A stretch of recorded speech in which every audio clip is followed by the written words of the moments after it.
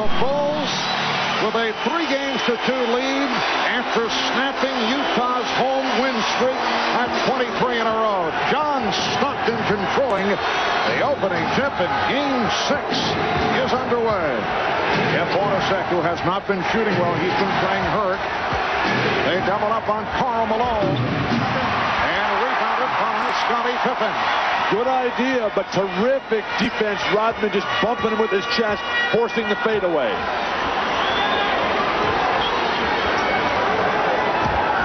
Hopper fires the three. And Osatag with the rebound and was pushed in the process. Foul committed by Longley.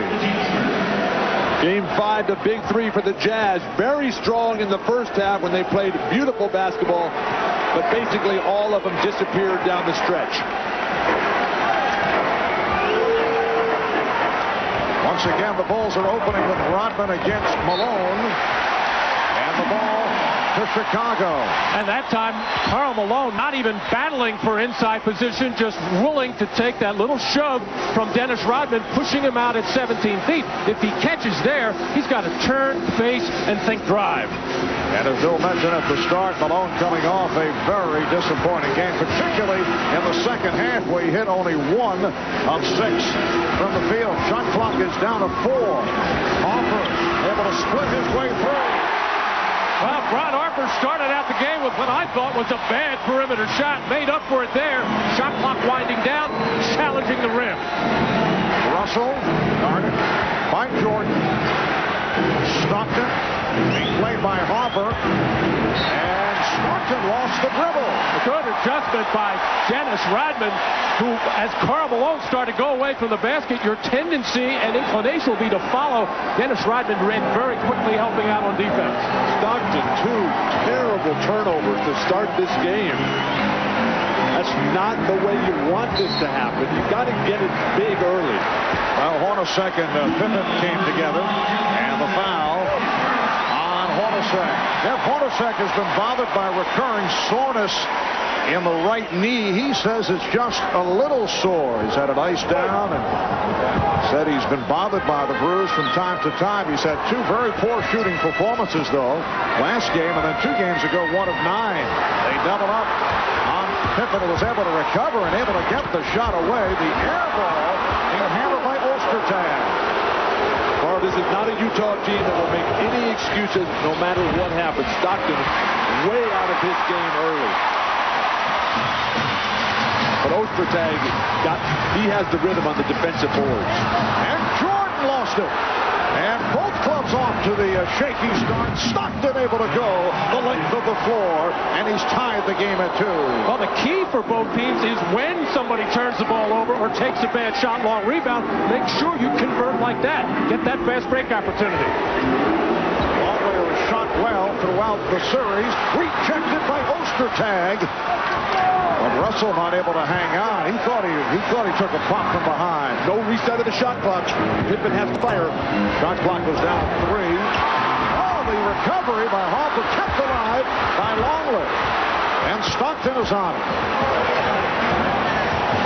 3 minutes gone by, and the game tied at 2. Here's Russell for 3. Way off.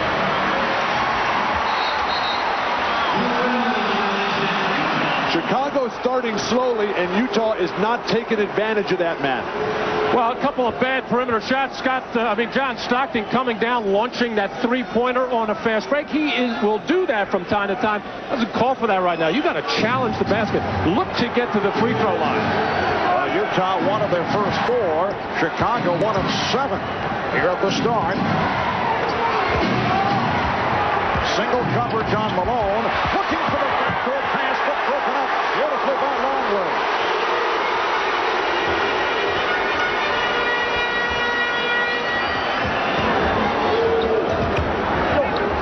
Longley unable to handle that pass, and he should have. A good pass by Ron Harper, who is the sharpest player on the court early on.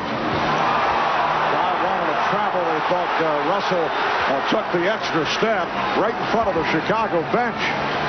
Hornacek fires and immediately looked over at Bennett Salvatore. He felt that he was fouled. Not much happening here at the start. Game is tied at 2. 4 minutes have been played. Rodman for 3. That's the kind of shot that Phil Jackson just abhors. Took him out of Game 4 when Dennis was playing with that offensive theory. Another fadeaway. Not only are these two clubs not hitting, but the shots have been way off. Now Jordan met by Stockton. Jordan yet to attempt the shot. Here it is. And Ostertag with the rebound. Both teams totally out of sync. Neither team can get anything going. They actually need a timeout to settle down and try to figure out what exactly they would like to do with their half-court offense. Stockton with the beautiful ball to beat Harper off the dribble, and Harper looking around saying, where is the help? Well, it was a totally different angle on the pick and roll, and John Stockton executed it beautifully. So the Bulls won for their first 9. We'll be right back.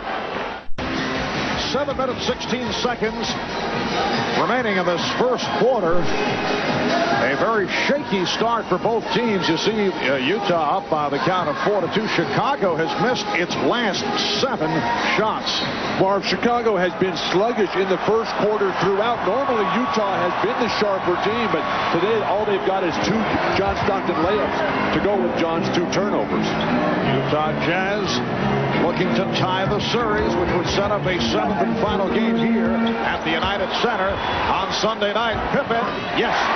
And the game is tied at 4. Well, this is a strategy the Bulls have been going through quite a bit with the taller Scottie Pippen working against just 6'4" Jeff Hornacek. It has been up and down. Malone with the outside shot, which has not been clicking. It was that little double clutch, the hitch on the way up that took it out of his rhythm. Nobody can block that shot. Just go ahead and shoot it. And here's Pippen again. This time Scottie Pippen going glass. So the Bulls lead by 2. Brian Russell took a lot of criticism from his coach Jerry Sloan for doubling down on Scottie Pippen on the key three-pointer by Jordan the other night. Last 2 posts up for Pippen, left one-on-one. Shot clock at 6. Ostertag. And Pippen with the rebound. Scottie Pippen had a solid game the other night, although the numbers offensively do not necessarily show it. Longley spinning his way and rebounded by Russell. Marv, when Jordan had the kind of game that he did in Game 5, anybody else's numbers are going to seem irrelevant. Pippen, the basket counts and the foul. So Karl Malone will go to the line, fouled by Luke Longley. Scottie Pippen's shot clock winding down, just backing in until he got comfortable and just turning and shooting right in his face. Coming down in transition once again, getting the size advantage over Hornacek, kissing nicely off the glass. Talking about the Pippen numbers the other night, 5 of 17, but did a lot of other things. Take a look at the percentage of the Bulls' offense. You look at Michael Jordan and Scottie Pippen, regular season, then on to the playoffs. Generally, that number 58% is a bit high, but when the rest of the team for Chicago is struggling horrendously like they've been, Michael and Scottie are going to shoot more often. Ouch. Karl Malone. Draw iron, please. The game is tied at 6, and Brian Williams again has entered early. Luke Longley once again in early foul trouble, just picked up a second personal. Now Jordan trying to go to work on Russell, and he got it. Still pretty good defense by Brian Russell, thinking that Michael Jordan wants to penetrate and go to the basket. Backed off a little bit, going to see if he can make some perimeter shots. He got the first one. You can't play him any better than he did. Jordan just too good.